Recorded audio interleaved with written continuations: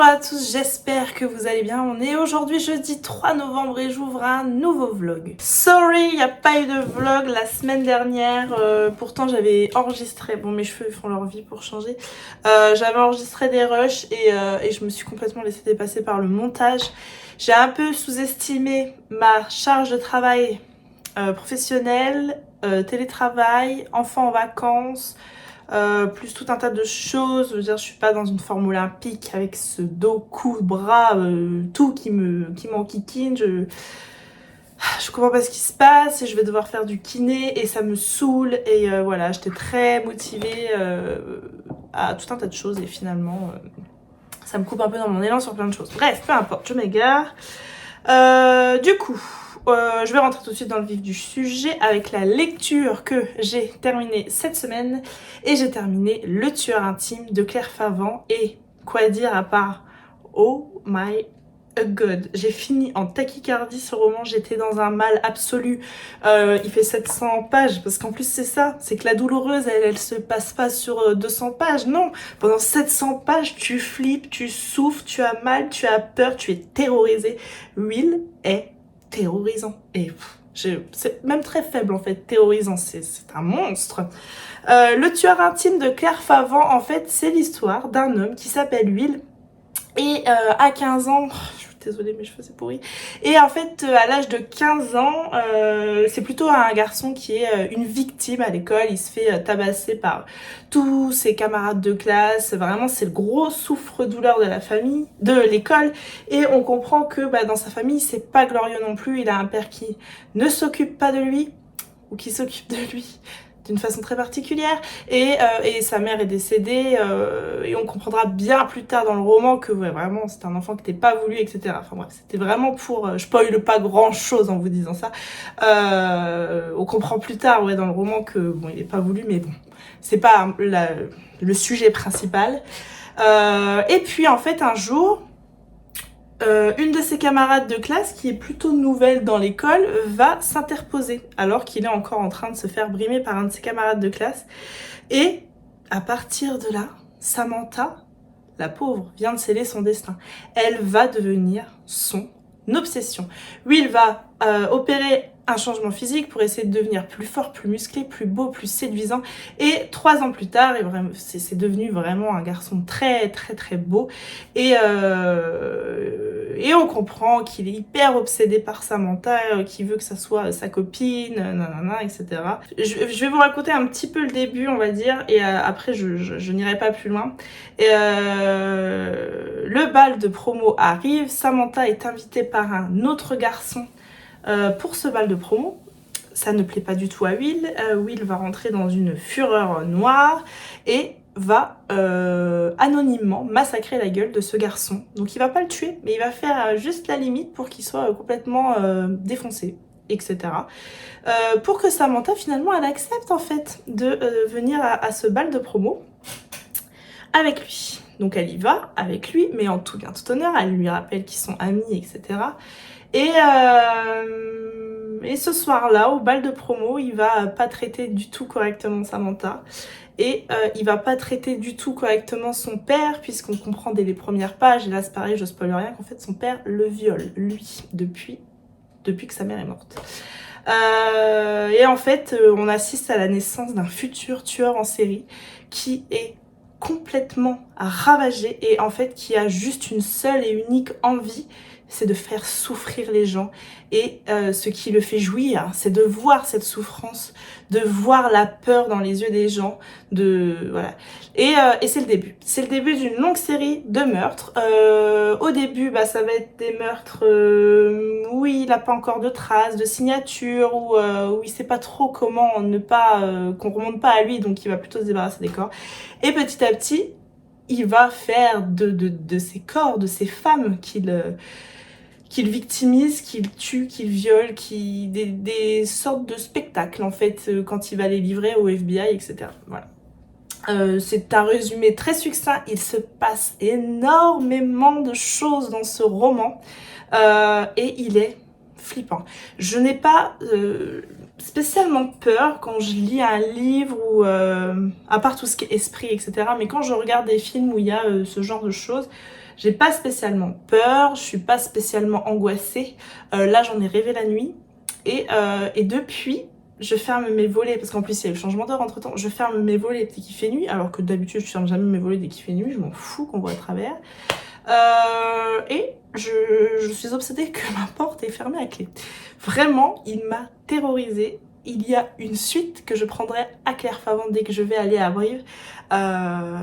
Il est très bon dans son domaine, mais il est extrêmement flippant. Enfin, sincèrement, t'as intérêt à vraiment t'accrocher à ton slip si tu lis ce truc-là, parce que tu vas en sortir pas indemne. Et la fin, hein, c'est une espèce de cliffhanger où tu dis « Ah putain, non, pas ça !» Et voilà, c'est vraiment horrible. Il va extrêmement loin, Will, et il est extrêmement intelligent parce qu'en fait, il réussit à berner tout le monde, dont Samantha, qui finira par l'épouser alors qu'elle est terrorisée en fait par cet homme. Enfin, il y a beaucoup de choses. Si vous voulez un très bon thriller et être dans la tête d'un tueur complètement ravagé, foncez sur Le Tueur Intime de Claire Favant. Entre-temps, samedi soir je crois, je me suis lu la bande dessinée de Surface, roman d'Olivier Norek qui est donc mis en image et Matt et Luc Brahi. Je sais pas exactement, est-ce qu'on a les détails? Scénario Matt et Olivier Norek, illustration Luc Brahi, mise en couleur Antoine Conf. Toujours très compliqué hein, la prononciation des noms. Voilà, c'est paru aux éditions Michel Lafon. Pour ce qui est du scénario, de la retranscription, je trouve que c'est réussi parce que je trouve qu'on dit tout ce qu'il faut sur Surface. Évidemment, c'est un graphique, donc c'est survolé. Enfin, pas survolé, mais c'est pas autant approfondi. Je suis désolée pour cette voix de merde aussi. C'est pas autant approfondi que dans le roman. C'est évident, c'est un graphique. Mais je trouve que c'est hyper réussi. Il y avait des petits détails que j'avais oubliés de Surface et tout est remonté à la surface. Et franchement, c'était pas mal. Par contre, et là je suis désolée, mais le dessin, je suis pas fan. Je vous l'avais dit de toute façon quand j'ai ouvert cette bande dessinée, c'est pas les dessins que j'aime en fait. Ils sont pas horribles, hein. On comprend, voilà, Noémie Chastain, c'est une capitaine de je sais plus quoi. Capitaine de police. Le roman commence en fait, elle part sur une intervention et elle se fait éclater la gueule avec elle prend un coup en fait, un coup de pistolet, bref, je n'y connais rien en armes à feu et elle est complètement défigurée. Et pour ça, à la suite de ça, en fait, elle va être un peu mise au placard dans un petit village où on l'envoie en lui disant bah tu y vas en repérage pour voir s'il y a vraiment besoin encore d'une gendarmerie, sinon on la fait fermer. Et finalement, elle se retrouve au cœur d'une enquête puisqu'un cadavre remonte à la surface de l'eau. Et on comprend qu'en fait, avant, sous cette espèce de lac, c'était un village et qu'il a été complètement enseveli. Bref, enfin, c'est pas enseveli qu'on dit pour de l'eau, mais j'ai pas les mots ce matin, c'est compliqué. Pourquoi j'en suis arrivée à vous dire ça? Ça y est, j'ai perdu le fil. Bon, je sais que je parlais du dessin et que je vous disais que j'étais pas mal. Il y a des planches, en fait, il y a des espèces de planches noires comme ça qui viennent faire un espèce d'intercalaire, comme un changement de chapitre. Et je trouve que l'idée, elle est brillante. Il y a des très belles planches. En fait, je suis pas fan du tout de sa manière de faire les visages, mais je trouve quand même qu'il y a des belles planches. Donc voilà. C'est une très bonne adaptation, elle est réussie au niveau du scénario. Pour moi, un peu moins au niveau du dessin, mais ça n'enlève en rien la qualité du graphique. Voilà ce que je peux vous dire à propos de Surface. Dès que j'ai terminé ça, pour pouvoir essayer de m'endormir sur ce cliffhanger absolument horrible, j'ai commencé Et puis fuck, on n'a qu'une vie, qui est un autre graphique qui est fait lui dans un camailleux de rose. Vous voyez, j'avais besoin de réconfort, de douceur, de bonbons, j'avais besoin d'un truc qui m'empêche de faire une crise cardiaque au moment de m'endormir tellement j'ai peur de Will dans Le Tueur Intime. Bref, ouais, j'ai lu... D'habitude, j'ai lu en un coup mes graphiques et puis là, bah non, je me suis arrêtée parce que j'étais finalement fatiguée. Mais écoutez, pour l'instant, c'est pas mal, c'est gentil, je vous en reparlerai quand je l'aurai terminé. Et au niveau lecture, j'ai attaqué hier Hôtel Castellana de Ruta Sebetiz, qui est donc paru chez Folio. À la base, c'est un roman qui est paru chez un éditeur jeunesse, je ne sais plus lequel, bon, ça doit être marqué dedans. Parce que oui, c'est un jeunesse. Gallimard jeunesse, aux éditions Gallimard jeunesse, ouais. Mais je suis surprise parce que je trouve pas que c'est un jeunesse, je trouve qu'il est pour tout le monde, ce roman, qui donc sort au format poche chez Folio, qui est sorti cet été je crois. Alors c'est une belle brique, il fait 700 pages, mais il se lit extrêmement vite. Je veux dire, hier j'ai lu 160 pages et je m'en suis même pas rendu compte, avec mon très beau marque-page de chez Léa. Il est trop beau, j'ai un gros crush sur lui là. J'aime trop. Et là, on change totalement de décor. Là, j'étais aux États-Unis et là, je pars en Espagne, à Madrid. On est à l'été 1957 et on est encore en plein dans cette dictature franquiste. Et on va suivre deux personnages. On va suivre Daniel, qui est un Américain et qui vient un peu en vacances, plutôt en voyage d'affaires. Il accompagne ses parents en voyage d'affaires en Espagne parce que ses parents travaillent dans le pétrole et il accompagne ses parents et lui en fait il est photographe, donc il va prendre plein de photos, etc. Et il va rencontrer une des personnes qui travaille à l'hôtel qui s'appelle, je n'ai plus son prénom, Anna. Et Anna, elle est complètement matraquée, terrorisée par cette dictature franquiste et voilà, elle doit se taire, elle doit rien dire, elle doit voilà, c'est une femme de chambre on va dire et je comprends petit à petit qu'une histoire va se nouer entre Daniel et Anna et lui il va découvrir très certainement des choses à propos de cette dictature franquiste qui est cachée au monde entier et enfin cachée. Je pense qu'on savait à l'époque, j'ai pas trop conscience, j'ai pas trop connaissance de cette période. Il s'est passé des choses horribles dans la famille d'Anna, on comprend que son père a été tué par cette dictature, que sa mère en est morte finalement puisqu'elle a été emprisonnée, etc. Et voilà, c'est l'histoire d'une famille persécuté par cette dictature et d'un jeune homme qui va assister à ce spectacle en venant séjourner en Espagne. Voilà, voilà. J'ai lu 160 pages, écoutez, pour l'instant j'aime bien. C'est un livre que j'ai reçu en septembre, qui m'avait été proposé chez Folio il y a longtemps, mais en fait j'avais perdu, enfin le message s'était perdu dans mes DM.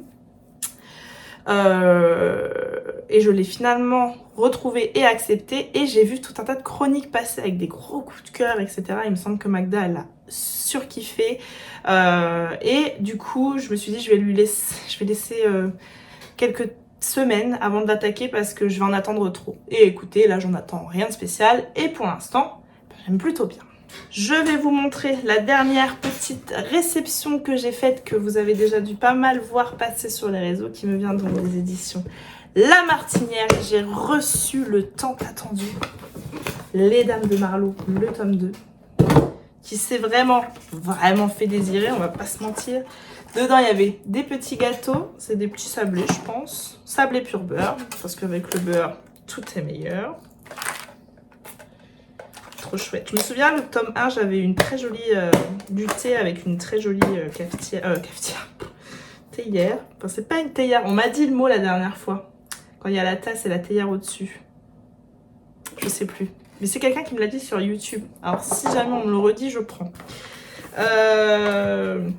Et donc, dans cette petite boîte, j'avais le tome 1 version collector, qui est très joli, qui s'est refait une petite beauté. Et le tome 2, tant attendu. Existe-t-il plus délicieusement anglaise et excentrique que Judy Potts, femme libérée de 77 ans et adepte de baignade nue dans la Tamise?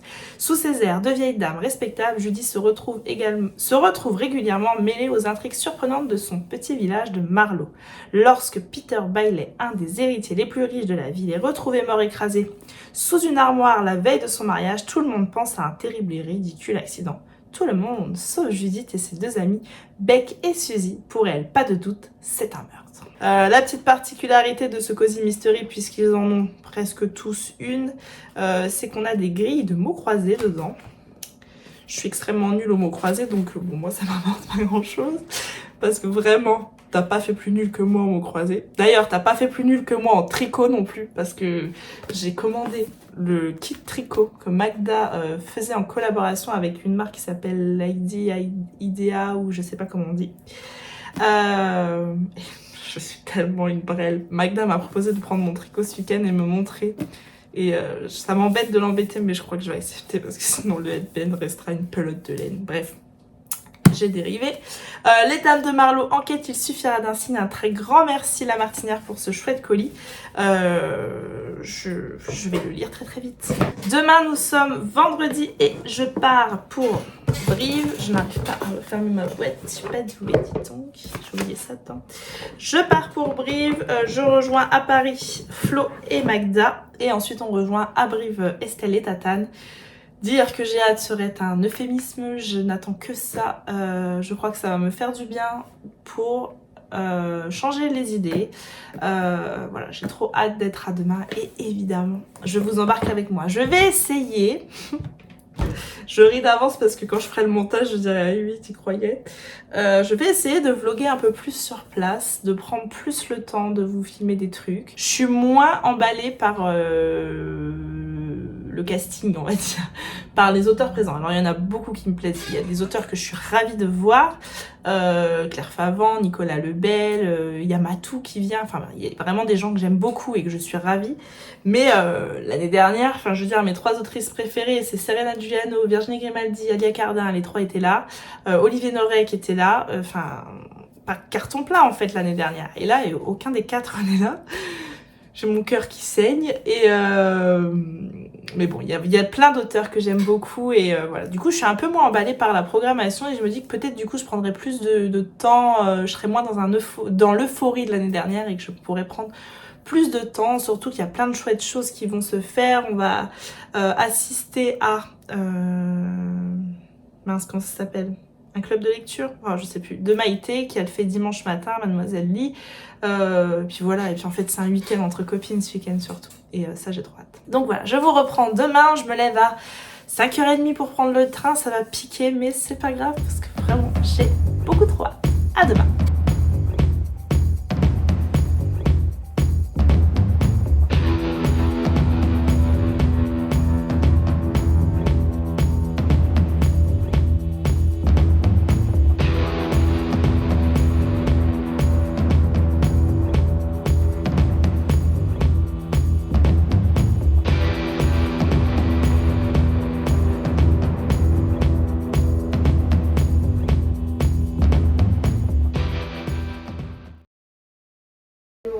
Ouais, je suis contente. Qu'est-ce qui s'est passé, Magdalena? J'étais toute seule dans un salon et il y avait des livres. On est vendredi et t'en as acheté 9.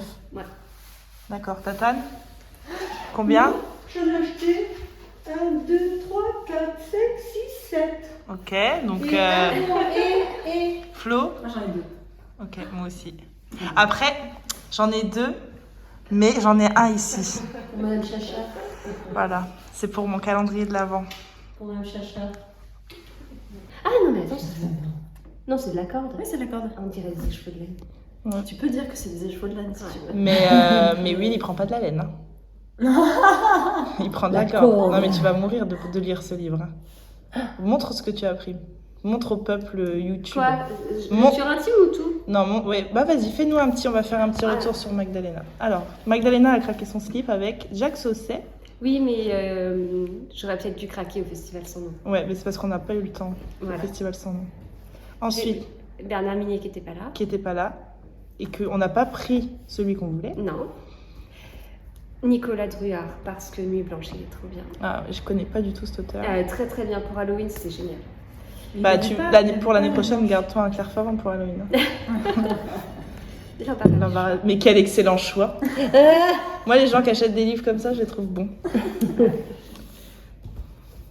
Le tueur intime, parce qu'il m'a été conseillé. Ah, il est violent, d'une violence incroyable. J'ai peur. Oui, bah, trempe, commence. Tome 2. Et du coup, Nicolas tu l'as vu Pelletier. cette personne? Yeah. Mais je l'ai pas vue, moi. J'étais où quand t'étais la voir? T'es partie. J'étais partie. Non, je sais pas où t'étais. T'étais à Nicolas Lebel, non? Ou Mais t'étais non, à elle était Cultura. avec moi, Nicolas Lebel. Ah, t'étais à Cultura. avec Ah, mais moi, je voulais la voir, cette Bah, autrice. on la verra demain. Elle sera encore là, demain? Natacha. Ouais. Parce que du coup, j'ai envie de me prendre l'autre. Demain matin. L'autre dont tu m'as parlé, là. La clé de votre énergie. Ouais. Ouais. Et Parce que je pense que ça pourrait elle me prend faire, le temps. ça. Donc tu peux lui expliquer un peu pourquoi. Cécile Cabanac. Ah oui, c'est la dame avec le pull bleu. Ouais. Tu avais déjà lu? Non, et je veux découvrir. Et son 3e, il a eu des prix et il se passe à un endroit que je connais très bien, le 3e. D'accord. Bah, Ouais. Parce qu'on avait le choix. Nicolas Lebel, ouais. Franchement. Et donc on a appris Et là- que ça allait être une trilogie, Nicolas Lebel. Ouais. Et ça, La Grèce, la Grèce. et ça c'est un thriller, ça? Ouais, c'est un petit. C'est un thriller Ouais, gentil. Mais ça a été. Parce que genre ça me fait penser à Qui a tué Pamela Rose, quoi, tu vois. Quand je vois la couve et tout, non? Non, le gars, il a l'air criminologue de formation. Il nous entraîne dans une passionnante enquête policière riche en rebondissements et digne d'Agatha Christie. Oh bah, Et le capitaine Marcou s'affirme comme un successeur d'Hercule Poirot. Je veux dire, en général, quand on utilise ces mots, c'est c'est fort. souvent. Voilà, c'est fort. Il C'est fallait y souvent aller. une grande réussite. Ouais. Bravo. On verra. Voilà. Merci, triple L de Mike. Bonjour. On est samedi et on retourne à Brive. Genre j'ai trop la voix. Ouais, mais Genre, on a fait la- dansé toute la nuit aussi, Genre on a fait la sur le grosse dance chouille, floor. mais bon. On a voulu aller au Cardi hier, mais en fait c'était un gros fake. C'était pas la Il soirée allait du pas au siècle. Cardi avant 2h du matin. Ah ouais, c'est ça en fait. On y allait beaucoup trop tôt. On a, Allez-y avec un peu plus d'alcool dans le sang que nous. on a fait nos grands-mères, on y allait trop tôt et bon. Il n'y avait pas trop d'ambiance. Donc on est rentré et là ce matin on y va. On a perdu un bout du gang qui sont déjà partis au salon parce que Magda voulait absolument voir Ragnar Jonasson. C'est pas Ragnar Jonasson qu'elle va voir. Bah Nana, c'est Bernard Minier. Moi aussi, je crois que c'était Ragnar. En même temps, Nana. Est-ce que ça se comprend les Nana, gens ça peut être Ragnar aussi. Bref, elle va voir En même Bernard temps, Midi, on va faire comme si elles avaient compris ce qui se passait ce matin. Désolée, Mike. Et puis voilà, je vous emmène avec moi ce matin.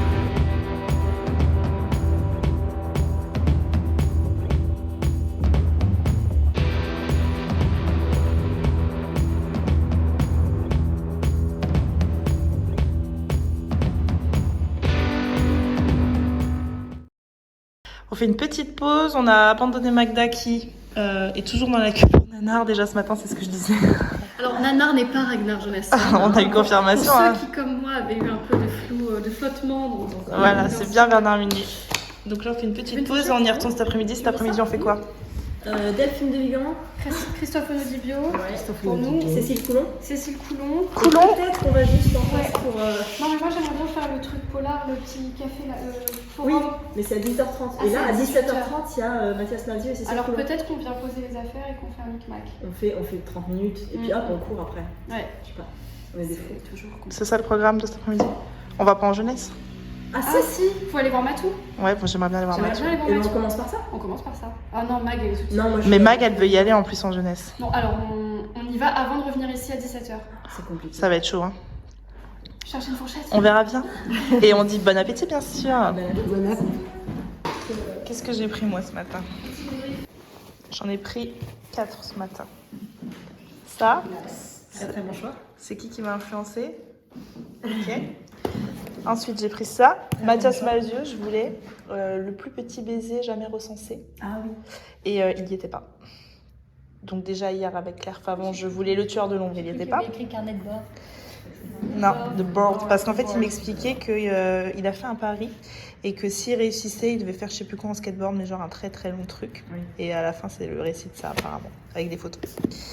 Ensuite, j'ai pris Catherine Bardon et La vie reprit son cours, la suite des Déracinés, tome 3. Et j'ai pris De nulle part de Claire Favant, puisque je n'ai pas pu prendre Le tueur de l'ombre.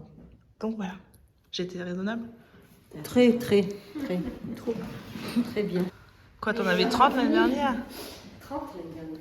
À Brive, 30. Bah déjà, t'en avais acheté 15 le vendredi soir. Quoi. Oui, c'est-à-dire Le vendredi, on avait. Non, mais c'était. Mais genre, on l'a laissé 5 minutes. On l'a laissé 5 minutes Elle seule. était partie. Ouais, T'étais partie. mais pas longtemps. Et là, elle est revenue et c'était une hécatombe.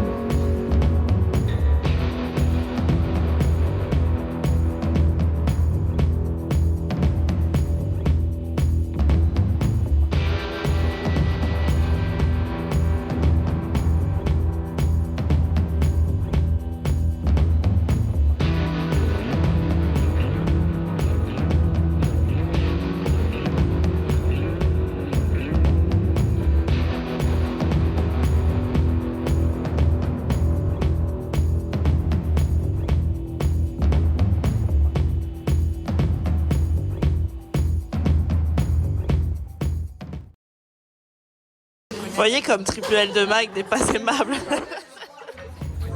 Vas-y souris, je couperai cette partie.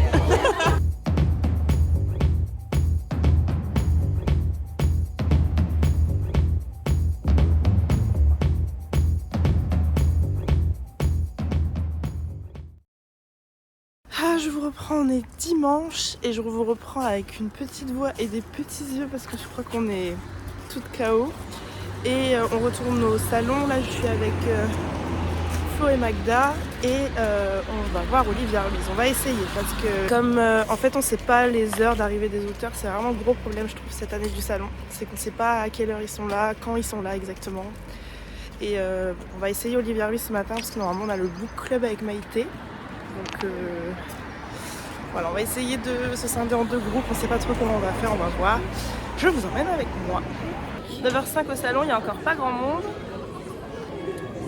On va aller faire la queue en espérant qu'il n'y ait pas trop de monde et qu'elle arrive surtout tôt ce matin. On y va. Les auteurs arrivent plus tard en général. On verra ça. On y va.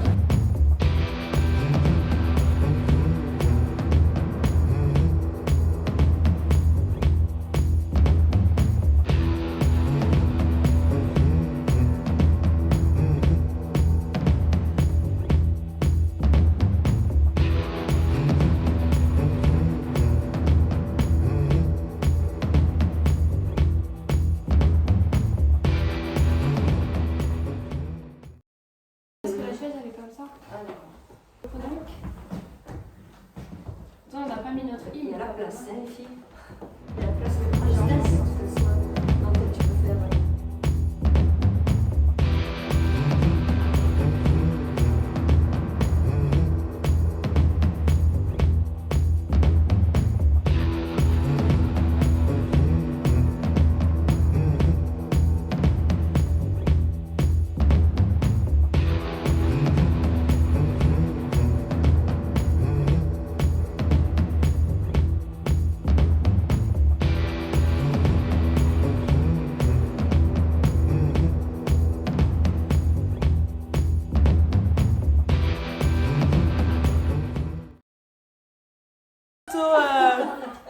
Qui va devenir un rituel, je crois. Il faut à chaque fois les Airbnb qu'il va falloir. Il faut un canapé.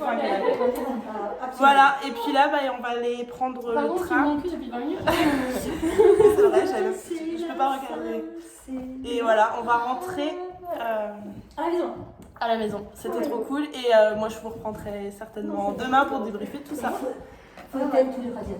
Je vous reprends, on est mardi. Je voulais vous reprendre hier et puis je suis malade en fait depuis que je suis rentrée de Brive. Je m'excuse d'ailleurs pour cette séquence qui va être peut-être pas hyper agréable. J'ai une bronchite. Donc je fais très court en fait, c'est juste pour clôturer le vlog et pouvoir vous le monter et le mettre en ligne demain parce que j'ai vraiment très envie qu'il soit en ligne demain. Mon vlog sur Brive, donc c'est pour ça que voilà, sinon je vloguerai pas, je fais vraiment très court. Je vous ai montré tous mes achats sur place sur Brive et je vais faire très court. Brive c'était incroyable comme d'habitude. Avec mon gang ça ne peut que être incroyable. Je pense qu'on irait dans le salon le plus pété du monde, qu'on passerait tellement un bon moment parce qu'en fait on est toutes ensemble, on est toutes les 5 et c'est génial. La seule chose peut-être que j'ai pas eu le temps de vous dire, c'est que j'ai rencontré Olivia Ruiz. On est arrivé en fait le dimanche matin à 9h et je me suis mise directement dans la queue d'Olivia Ruiz, il n'y avait personne. J'étais donc la première quand elle est arrivée à 10h15. Et voilà, je lui ai pas dit exactement ce que j'aurais aimé lui dire parce qu'en fait je sais que j'aurais été submergée par l'émotion et j'avais pas envie de me mettre à pleurer. Une fois de plus, je pense que ceux qui sont hyper sensibles ici voient un petit peu de quoi je parle, que voilà, il y a des personnages dans ces romans qui m'ont beaucoup touchée. J'aurais aimé lui dire mais j'avais pas envie de pleurer. Donc voilà, j'ai fait très soft, très court. Et elle est très gentille, très très gentille. Et c'était chouette. J'ai également rencontré, je crois pas non plus que je vous l'ai dit, Matou samedi. Et j'ai eu ma petite dédicace par Matou. Et Matou, elle est incroyable. Matou, c'est une illustratrice que je suis depuis un bout de temps sur les réseaux. Et je ne sais pas pourquoi, en fait, j'avais jamais acheté de bande dessinée de Matou jusqu'à ce que j'achète la remplaçante dernièrement. Pourtant Matou, vous voyez, je l'adore. Ça c'est Matou.